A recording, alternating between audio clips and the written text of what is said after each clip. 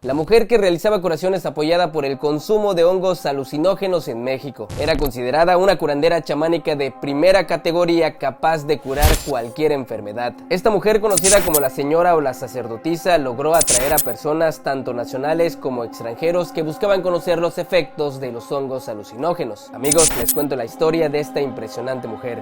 Mi nombre es Daniel Novelo.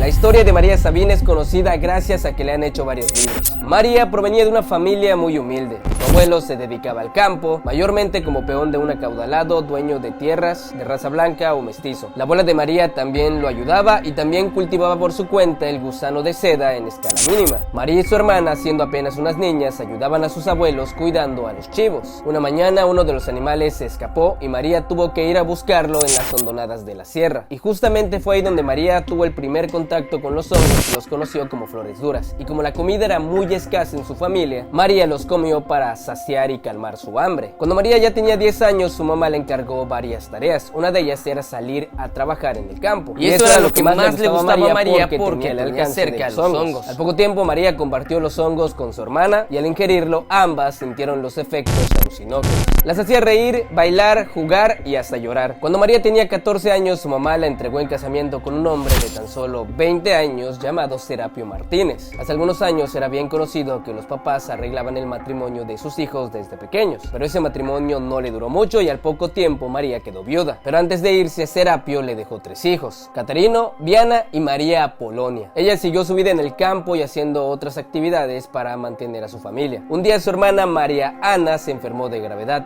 tenía dolores en el vientre y gemía de bastante dolor. María estaba angustiada, así que trató de llamar a todo curandero para que ayudaran a su hermana, pero parecía que todo era inútil y ninguno la sanaba. María pensó por un segundo que tal vez perdería a su hermana y eso la motivó a buscar otra solución, así que recurrió a los hongos, o los también llamados angelitos. Ella dice que sabía que los hongos tenían el poder para curar la enfermedad de su hermana y sabía que no le harían daño porque de niñas los habían consumido. Así que esa misma noche tomó los hongos, le dio 3 pares a ella y luego María se comió muchos hongos con la intención de que le dieran poder. María dice que comió aproximadamente unos 30 hongos de derrumbe. Cuando los angelitos estaban trabajando dentro de su cuerpo, María se encontraba rezando, pidiéndole a Dios que le ayudara a salvar a su hermana. Ella cuenta que los hongos le guiaron sus manos para que le apretara la cadera a su hermana y después suavemente le fue dando un masaje donde Mariana le decía que le dolía. María Sabina cuenta que cada vez hablaba con más facilidad y también que los angelitos le decían qué decir mientras estaba apretando a su hermana. Finalmente le sobrevino mucha sangre a Mariana, era como agua y la sangre como si estuviera pariendo. Pero María Sabina no se asustó porque sabía que Dios la estaba curando a través de ella. Los angelitos le decían qué hacer y ella simplemente lo hacía. Posteriormente la sangre paró, su hermana dejó de gemir y finalmente se durmió. María Sabina se había convertido en la curandera chamánica con el uso de los hongos alucinógenos, unos hongos que crecían en las barrancas de Huantla que en ese tiempo abundaban. La fama de María Sabina comenzó a correr por todo el poblado y ahora ya realizaba una curación a la semana y esas curaciones siempre les hacía apoyada de los hongos alucinógenos. Su fama cada vez se fue haciendo más grande y llegó a oídos de muchas personas, entre ellos unos pseudocientíficos que habían estado investigando el uso de los hongos en ceremonias religiosas o curativas en diversas partes del mundo. Robert Gordon y su esposa Valentina se enteraron que en la Sierra Mazateca de Oaxaca se estaban utilizando los hongos para curaciones, que a veces incluso parecían milagrosas. En junio de 1953 viajaron a Oaxaca, México y llegaron a Huautla con la esperanza de conocer a la persona que manejaba esas plantas, unas plantas que ellos consideraban sagradas. Cuando María Sabina se enteró, se negó rotundamente porque pensaba que darle esta planta a los extranjeros desvirtuaría su pureza, esa fuerza mística que provocaba en los nativos y que perdería todas sus virtudes terapéuticas. Pero después de que se conocieron, su mentalidad cambió y al final terminó accediendo. Ellos estudiaron ciertas propiedades de los hongos y su valor medicinal.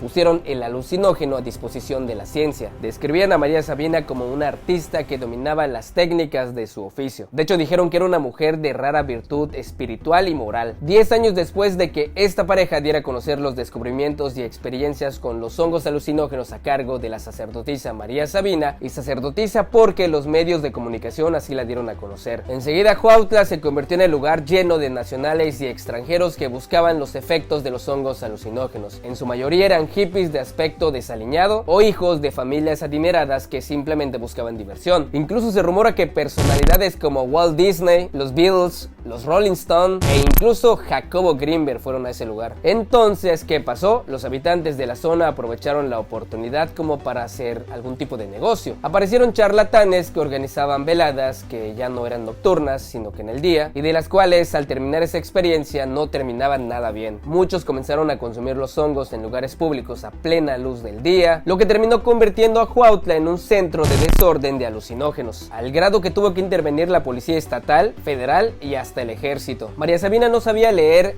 escribir y tampoco hablaba español. Eso causó que muchas personas se aprovecharan de ella y le hicieran muchos fraudes. Contó que innumerables veces fue víctima de engaños, pero a pesar de lo que le hacía a la gente, ella no le deseaba el mal a nadie. Era una persona muy pura. Y uno de esos engaños significativos para ella fue cuando llegó una señora llamada Margarita López Portillo, que había llegado a Huautla y la convenció para que ella filmara un documental. En el documental se podría ver cómo ella hacía las curaciones a través de los hongos alucinógenos. Esta señora le prometió que después de que grabaran el documental, ella tendría una vida digna. María Sabina seguía viviendo en la pobreza. Se hizo el documental, la invitaron a la presentación, todo mundo la ovacionó, la saludaron como si fuera una artista, pero al final no le dieron nada. Cuando ella intentaba contactarse con Margarita, siempre le ponían trabas, y al final le dijeron que el documental se hizo sin fines de lucro. Y después de idas y venidas a la capital, logró que le dieran unos pesos por su trabajo, pero obviamente no fue nada de lo que le habían prometido. María Sabina falleció el 21 de noviembre de 1985 a las 2 de la mañana. Tenía 91 años cuando se fue de este mundo la sacerdotisa. Antes de irse, ella dijo que el viaje que iba a emprender ya lo conocía porque ese camino ya se lo habían enseñado sus honguitos. Más de 1000 personas acompañaron el duelo hasta el panteón en donde fue enterrada en contra de su voluntad, porque ella quería que la enterraran en su casa o cerca de su casa, pero eso no era posible. La casa en donde vivió María Sabina se ha convertido en un pequeño museo en donde exponen imágenes y algunos de sus huipiles. Hasta el día de hoy, amigos, el nombre de María Sabina es sinónimo de grandeza, espiritualidad, misticismo y sabiduría. Y esta pequeña historia que les acabo de contar es nada más un poco de todas las que se han hecho gracias a las personas que han escrito libros sobre ella. Ella jamás escribió ningún libro, lo que se sabe de ella es porque las personas la conocieron, vivieron unas experiencias con ella y solamente así es que hasta el día de hoy esta historia se puede contar. Pero bueno, ¿conocían acerca de esta grandísima mujer? Mi nombre es Daniel Novelo.